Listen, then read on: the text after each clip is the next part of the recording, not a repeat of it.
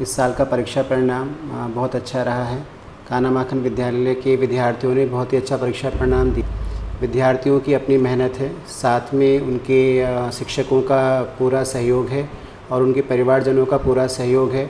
इन सभी से मिलकर के ही विद्यार्थी अच्छे अंक। सर कंसिस्टेंसी मेंटेन करना वो होता है कि हर मतलब डेली हर सब्जेक्ट को कुछ पर्टिकुलर टाइम देना होता है जी। कंसिस्टेंसी। तो आप सोशल मीडिया पे थी या सोशल मीडिया और बाकी की जो डिस्ट्रैक्शंस हैं उनको किस तरीके से मैनेज किया आपने? सर और मतलब पढ़ाई तो मतलब जैसे सब करते हैं वैसे ही की है। मैंने थोड़ा बोर्ड्स में ज़्यादा हार्श लिखी थी, पूरे साल तो बहुत कौन सा मौज मस्ती सब्जेक्ट में ऐसा काटा। था कि लगता था कि इस पर मुझे ज़्यादा फोकस करना चाहिए और कैसे डील किया था? मुझे हिस्ट्री थोड़ा हार्ड लगता है हमेशा से, क्योंकि उसमें काफ़ी सारी टाइम लाइन्स होती हैं और बहुत सारी डेट्स होती हैं, तो उसकी वजह से। बट देन लास्ट तक आते मतलब सबसे बेस्ट तरीका ह्यूमैनिटीज़ के सब्जेक्ट्स में स्पेशली ये है कि आप NCERT को अपना बेस्ट फ्रेंड मान लो। मतलब जो होशियार बच्चे कहते हैं, जो टॉपर्स होते हैं, उनकी और जो बेसिक हैं उनमें क्या डिफरेंस रहता है? डिफरेंस कुछ नहीं है, डिफरेंस बस इतना है कि आपको शुरू से अपने आप ऊपर विश्वास रखना है कि आप कर सकते हो और उसके ऊपर मेहनत भी करनी है। ना सिर्फ विश्वास काम करेगा, ना सिर्फ मेहनत, दोनों साथ में चलनी चाहिए। सोशल मीडिया को कितना वैल्यू देते हैं आप? सोशल मीडिया मैं यूज़ करती हूँ, पर थोड़ा लिमिट में यूज़ करो। मैंने एग्जाम्स में भी यूज़ करा है, पर थोड़ा लिमिट में हम यूज़ करना चाहिए। मतलब ये कहता है अगर डायरेक्शन सही हो तो सोशल मीडिया का भी आप यूज़ कर सोशल मीडिया सकते का हैं। भी आप सही यूज़ कर सकते हैं, वो भी पढ़ाई में भी। सर आपके स्कूल के जो हैं स्टूडेंट्स हैं, टॉप किया है 12th में, और किस तरीके की उनकी गाइडेंस रही, किस तरीके का ट्रेनिंग रहता है स्कूलिंग में, क्या क्या प्रिपरेशन तैयारियां कराई जाती हैं जो ये रिज़ल्ट मिलता है? देखिए, सबसे पहले तो मैं कक्षा 12 में उत्तीर्ण हुए सभी छात्रों को बधाई देना चाहता हूँ। इस साल का परीक्षा परिणाम बहुत अच्छा रहा है। कान्हा माखन विद्यालय के विद्यार्थियों ने बहुत ही अच्छा परीक्षा परिणाम दिया है। विद्यार्थियों की अपनी मेहनत है, साथ में उनके शिक्षकों का पूरा सहयोग है और उनके परिवारजनों का पूरा सहयोग है। इन सभी से मिलकर के ही विद्यार्थी अच्छे अंक प्राप्त कर पाते हैं। जी।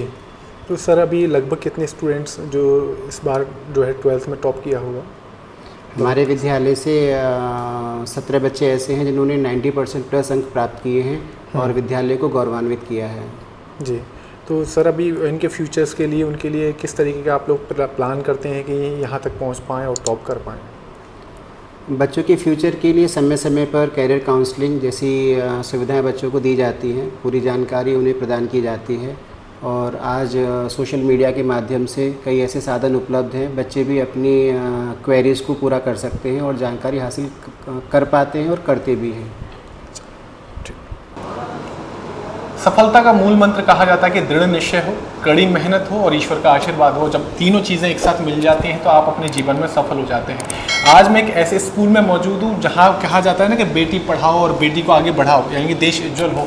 और उसी का एक मिसाल देने के लिए आज हमारे साथ कुछ स्टूडेंट्स हैं जो आप देख रहे हैं, जिन्होंने 12th में CBSE में टॉप लाकर ना सिर्फ अपने परिवार का या स्कूल का बल्कि अपने पूरे शहर का जो है एक गौरव बढ़ाया है और नाम रोशन किया है। इनसे हम बात करेंगे कि कैसी इनकी जर्नी रही, किस तरीके का इनका स्ट्रगल रहा, और जो स्टूडेंट्स अभी 12th में आ रहे हैं, बोर्ड के एग्जाम जो देंगे, उनके लिए क्या बेसिक टिप्स रहने वाली हैं। तो अब शुरुआत करते हैं। तो क्या नाम है आपका? वैष्णवी। वैष्णवी, कैसा रहा आपका रिजल्ट? सर अच्छा था, 90.4%। 90 रहा है। और मतलब किस स्ट्रीम से आप? कॉमर्स। कॉमर्स रहा है। तो कैसे तैयारी करी, किस तरीके से यहाँ तक पहुँच पाए आप? सर कंसिस्टेंसी मेंटेन करना वो होता है कि हर मतलब डेली हर सब्जेक्ट को कुछ पर्टिकुलर टाइम देना होता है। जी। कंसिस्टेंसी। तो फैमिली का क्या, किस तरीके का रोल रहा इसमें जर्नी में आप? सर मतलब कोई भी प्लान्स वगैरह थे, कोई भी कहीं जाने का कुछ भी होता था तो वो सब कैंसिल कर दिया मैंने बोर्ड्स के टाइम पे, और बिल्कुल मतलब पूरा सपोर्ट था सर। वैष्णवी, जब कहा जाता है कि जब आप तैयारी करते हैं तो बहुत सारे डिस्ट्रैक्शंस होते हैं और उनको दूर करना होता है, तो आप सोशल मीडिया पे थी या सोशल मीडिया और बाकी की जो डिस्ट्रैक्शंस हैं उनको किस तरीके से मैनेज किया आपने? सर इंस्टाग्राम डिलीट कर दिया था। इंस्टाग्राम। और अब तो सर चालू हो गया है। अब चालू हो गया है। Yes, sir. चलिए, आपका क्या नाम है? इशिका बंस। शिखा, आपके क्या? Ishika, sorry Ishika. What is your percentage? Sir 91.4% and I am from commerce stream. आपका तो मतलब जो वॉइस टोन है ना, वो भी लग रहा है कि बिल्कुल एज अ टीचर की तरीके से बात कर रहे हैं आप। और इसके बाद कैसी रही आपकी जर्नी पूरी के पूरा? शुरुआत से आप लोग पढ़ाई में तो एग्जाम टाइम पर ही कुछ ऐसा कमाल किया? थोड़ा बहुत शुरू से पढ़ रहे थे, ऑफ कोर्स एग्जाम टाइम में तो हो ही जाता है थोड़ा सा ज़्यादा पढ़ने का, पर हाँ स्टार्टिंग से कंसिस्टेंसी थी। तो क्लास की मॉनिटर भी हैं क्या आप? नहीं सर, ऐसा कुछ नहीं था। मैं तो घर में ऐसा लग रहा है कि स्ट्रिक्ट। छोटे घर में कौन कौन है आपके? Family, mother, father and my 2 siblings, younger siblings. Okay okay. अभी आगे क्या सोच रहे हैं, उसके बाद क्या करना है? सर CA CA करना है। चलिए, आपका क्या नाम है? दृष्टि शर्मा। दृष्टि शर्मा। तो दृष्टि कैसे पहले तो परसेंटेज बताइए और स्ट्रीम बताइए, कौन सा स्ट्रीम था? मैं ह्यूमैनिटीज़ से हूँ और 92.8% मेरी परसेंटेज है। और मतलब पढ़ाई तो मतलब जैसे सब करते हैं वैसे ही की है। मैंने थोड़ा बोर्ड्स में ज़्यादा हार्श लिखी थी पूरे साल, तो बहुत मौज मस्ती में काटा। था कि लगता था कि इस पर मुझे ज़्यादा फोकस करना चाहिए, और कैसे डील किया था? मुझे हिस्ट्री थोड़ा हार्ड लगता है हमेशा से, क्योंकि उसमें काफ़ी सारी टाइम लाइन्स होती हैं और बहुत सारी डेट्स होती हैं, तो उसकी वजह से। बट देन लास्ट तक आते मतलब सबसे बेस्ट तरीका ह्यूमैनिटीज़ के सब्जेक्ट्स में स्पेशली ये है कि आप NCERT को अपना बेस्ट फ्रेंड मान लो। आप उसको जितनी बार गो थ्रू करोगे उतना ही बेटर है। हर बार कुछ नई बात पता चल जाती है NCERT में। तो वही एक वो है कि आप वो अगर आपने कोड क्रैक कर लिया तो फिर एवरीथिंग इज ईजी देन। जी जी। आपका क्या नाम है? गरिमा अग्रवाल। गरिमा किस स्ट्रीम से और कितना परसेंटेज रहा? कॉमर्स, एंड मेरी परसेंट है 96.8%। अरे वाह, क्या बात है। तो गरिमा, जो लोग देख रहे हैं ये बताइए कि मतलब जो होशियार बच्चे कहते हैं, जो टॉपर्स होते हैं उनकी और जो बेसिक हैं उनमें क्या डिफरेंस रहता है? डिफरेंस कुछ नहीं है, डिफरेंस बस इतना है कि आपको शुरू से अपने आप ऊपर विश्वास रखना है कि आप कर सकते हो, और उसके ऊपर मेहनत भी करनी है। ना सिर्फ विश्वास काम करेगा, ना सिर्फ मेहनत, दोनों साथ में चलनी चाहिए। सोशल मीडिया को कितना वैल्यू देते हैं आप? सोशल मीडिया मैं यूज़ करती हूँ, पर थोड़ा लिमिट में यूज़ करो। मैंने एग्जाम्स में भी यूज़ करा है, पर थोड़ा लिमिट में हम यूज़ करना चाहिए। मतलब ये कहता है अगर डायरेक्शन सही हो तो सोशल मीडिया का भी आप यूज़ कर सकते हैं। सोशल मीडिया का भी आप सही यूज़ कर सकते हैं, वो भी पढ़ाई में भी हेल्प करेगा। मैं किस तरीके का माहौल रहा, कैसे सपोर्ट रहा? मेरी फैमिली में सब बहुत सपोर्टिव है। मेरे फादर बहुत ज़्यादा सपोर्टिव है। जब मेरे मार्क्स अगर कम भी आते हैं तो उन्होंने मुझे कभी नहीं बोला कि मार्क्स कम आए हैं या ज़्यादा आए हैं। वो बहुत ज़्यादा सपोर्टिव है। एंड सभी, मेरी मदर, मेरी बहनें हैं और मेरा भाई भी है, और मेरी फैमिली में सब बहुत सपोर्टिव है। जी, चलिए हमारे साथ एक और स्टूडेंट हैं और वो आ चुके हैं। Welcome to in this interview. Okay, what is your name? Kanak Agarwal. Kanak, किस स्ट्रीम से और क्या परसेंटेज रहा आपका? PCM stream and 95.6%। चलिए, कॉमर्स वर्सेस PCM कोई तो आया। कितना रिपीट कर दीजिए, कितना परसेंटेज रहा? 95.6%। ओके ओके, PCM लिया है तो फिर आप ये फ्यूचर में क्या सोच रही हैं, क्या प्लान है आपका? JEE चल रहा है। JEE चल रहा है? Yes, sir। चलिए, बहुत बढ़िया। और किस तरीके का रहा पूरा का पूरा जर्नी, और फैमिली का क्या? पहले तो कहाँ से बिलोंग करती हैं आप? सर मथुरा में ही घर है, अच्छा, पास में ही। और मतलब अभी 12th में ही इतना परसेंटेज हाई रहा या फिर 10th से ही या बचपन से ही? सर लाइक बचपन से ही हाई अचीवर का थोड़ा सा तो है। लाइक बचपन में 98.6 आए थे 10th में मेरे। देन JEE में हुआ तो उसमें 99.7 परसेंटाइल आए थे। एंड देन अब बोर्ड है तो उसमें 95.6% है। अभी मैं आप पाँचों से एक सवाल करने वाला हूँ, आप लोग प्रिपेयर हो जाइए कि कोचिंग्स और या ट्यूशन्स जो हैं क्या क्या मायने रखते हैं, 1 से 2 लाइन में आप कवर अप कीजिएगा। अगर बोर्ड्स हैं तो तुम नॉर्मल स्कूल ओरिएंटेड होकर अच्छे से पढ़ सकते हो, वो पूरा कवर कराएंगे। बट तुम्हें अगर गाइडेंस चाहिए तो तुम हल्का बहुत ऑनलाइन लेक्चर्स भी देख सकते हो। ठीक है, व्हाट इज योर पर्सपेक्टिव मतलब कोचिंग को लेकर? सर आई बिलीव कोचिंग के जो टीचर्स होते हैं वो हमें मोटिवेट करते हैं, हमें पर्सनल गाइडेंस मिलती है, जो कि एक अच्छा ओपिनियन रहता कोचिंग है। Is must? मस्त नहीं सर, सबका अपना वो होता है। ठीक है, okay. According to sir you? Same कि सबका अपना अपना तरीका होता है पढ़ने का, एंड कोचिंग वाले teachers as a mentor act करते हैं, पर्सनली ज़्यादा थोड़ा सा ध्यान दे पाते हैं बस। मतलब एक गाइडलाइंस हाँ, हाँ, आपको हाँ। मिलती है, सही। और अकॉर्डिंग टू यू? सर ये सारे तो मतलब कॉमर्स और साइंस के स्टूडेंट्स हैं। मैं अगर अपने सब्जेक्ट्स की बात करूँ तो आई डोंट थिंक सो कि कोचिंग्स या ट्यूशन्स या कोई भी मतलब ऐसे टीचर की पर्सनल गाइडेंस बहुत ज़्यादा इंपॉर्टेंट है, क्योंकि आफ्टर मतलब at the end of the day it's all theory, जो आपको खुद ही मतलब से समझना पड़ेगा। तो ह्यूमैनिटीज़ के अगर सब्जेक्ट्स हैं तो आई डोंट थिंक सो कि कोचिंग बिल्कुल भी मैंडेटरी है। ठीक है, आपके लिए क्या मायने रखते हैं Garima? I think this is very subjective depending upon the student. मेरे लिए जैसे मैं ये डिसिप्लिन के ऊपर है, अगर आप खुद से अपना डिसिप्लिन बना के खुद डेली कंसिस्टेंसी से पढ़ सकते हो तो आपको कोचिंग की ज़रूरत नहीं है, पर आपको उसके लिए किसी टीचर की ज़रूरत है तो आपको ज़रूर कोचिंग ज्वाइन करनी चाहिए। ठीक है, अभी मेरा आखिरी सवाल है, मतलब हो सकता है और भी सवाल निकल कर आए कि अगर टॉप लाना है, ठीक है, और अगर हम कोई ऐसे स्टूडेंट की बात करें जिसने स्टार्टिंग करी और वो बेसिक एवरेज रहा, ठीक है, तो कितना टाइम पीरियड लग सकता है उसको वहाँ बेसिक से या एवरेज से टॉप तक लाने में? कितना टाइम पीरियड, या अगर कोई बंदा स्टार्टिंग या एग्जाम टाइम पर तैयारी कर रहा है तो कहाँ तक रीच कर सकता है? सर मैंने तो पर्सनली मैं बताऊं, स्टार्टिंग लास्ट के 2-3 महीने बहुत ज़्यादा इंपॉर्टेंट रोल प्ले करते हैं, पर मैटर ये करता है बहुत बेसिक से पढ़ो। ऐसा नहीं आप जल्दी जल्दी कवर करने के लिए पढ़ रहे हो, आप बेसिक से डिटेल में पढ़ो। उसके बाद टाइम बहुत होता है, 2-3 महीने भी बहुत हैं, 4 महीने भी बहुत हैं, बच्चे पर डिपेंड करता है।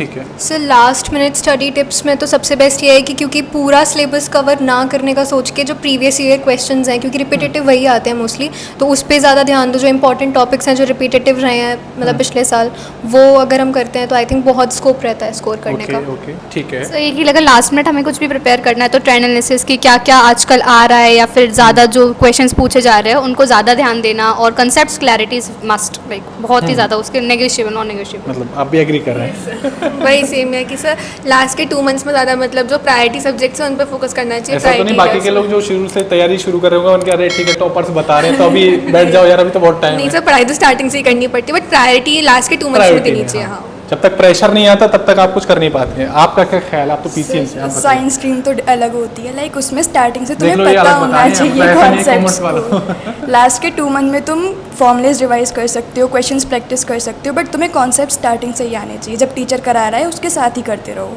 ठीक है। और इसके अलावा अगर मैं बात करूं कि ऐसी कोई टिप आप देना चाहेंगे जो स्टूडेंट्स हमारे देख रहे हैं, और बेसिक टिप हो, और या फिर मिथ की बात करूं, चलिए टिप्स छोड़िए, पहले मिथ बताइए कि मिथ क्या है, क्योंकि आप लोग टॉप किया है तो बहुत सारी आपने जर्नी सुनी हुई, बोर्ड को लेकर बहुत सारी चीज़ें डराई भी जाती हैं स्कूल्स में या फिर बाहर भी, तो वो मिथ जो है ना, जो ताकि वो जो उनके कॉन्सेप्ट है वो क्लियर हो पाए। सर फर्स्ट थिंग तो यही है कि बोर्ड्स को, 12th के बोर्ड्स को स्पेशली बहुत ज़्यादा डरा के दिखाया जाता है हमें, बट इतना कुछ नहीं होता। अगर जो टीचर करा रहा है तुम डे 1 से, क्योंकि आपने कर लिया इसलिए हैं? नहीं, अगर टीचर जो डे 1 से करा रहा है उसके साथ तुम अपना वर्क कंप्लीट कर रहे हो तो इतना डिफिकल्ट नहीं होता है कुछ भी।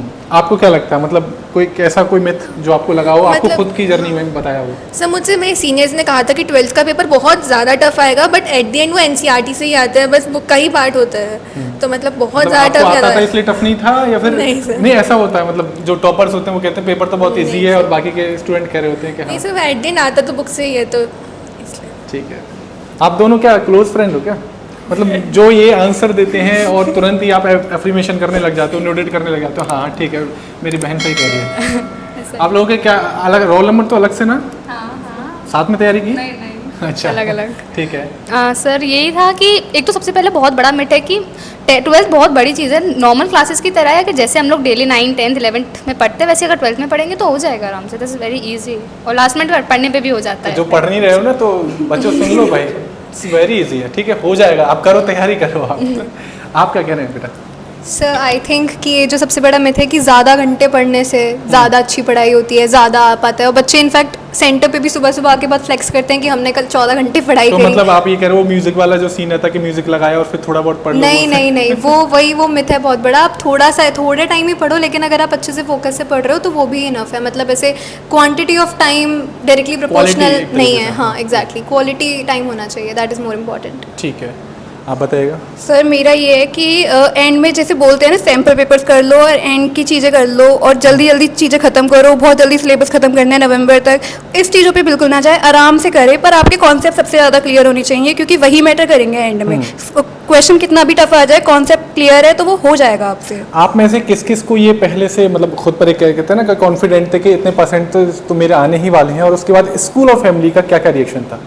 सर मैंने तो अपनी फैमिली में किसी को नहीं बताया था कि मेरे कितने परसेंट आएंगे, मुझे आइडिया था पर मैंने किसी को नहीं बताया था क्योंकि फिर एक्सपेक्टेशंस बढ़ती हैं, पर मुझे सिर्फ खुद से एक्सपेक्टेशंस चाहिए ना कि औरों को मुझसे रखना। रिजल्ट तब क्या रिएक्शन? तब सबका बहुत ही सरप्राइज रिएक्शन था और बहुत खुश थे सब क्योंकि उन्हें पता था मेहनत की है तो रिजल्ट तो मिलना है। पार्टी की, दोनों दिन पार्टी की। आपने? सर एग्जैक्टली सेम कि मतलब अपने तक ही थे, जो भी एक्सपेक्टेशंस थी किसी से जाके सरप्राइज देना था। सरप्राइज नहीं, मतलब वही है कि आप थोड़ा सा हम्बल रहते हो जब तक रिजल्ट आउट ना आए तब तक, क्योंकि कुछ भी हो सकता है। अब तो बिल्कुल, अब तो याद जाओ भाई फैमिली वाले कहाँ हैं भाई? हाँ exactly, queen of the home. Not queen of the home इतना तो नहीं, बट हाँ मतलब अच्छा सब लोग सरप्राइज थे, हैप्पी थे, बहुत प्राउड मोमेंट है सबके लिए।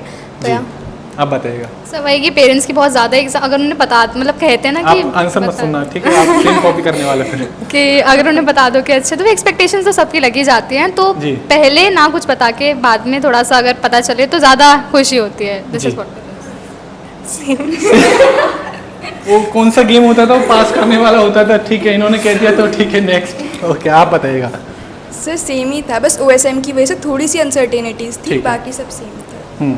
एक बार रिपीट बता दीजिएगा कि क्या क्या फ्यूचर गोल्स हैं आप लोगों के, क्या क्या अभी करने वाले हैं। 12th आपकी कंप्लीट हो चुकी है, तो सबसे पहले तो congratulation and best wishes for your bright future. Thank you, तो sir. आप बताइएगा क्या करने वाले हैं अभी? Sir I am a JEE aspirant and मेरा JEE एडवांस है 2 डेज़ बाद, तो उसके लिए प्रिपरेशन चल रही है अभी। जी, आपका?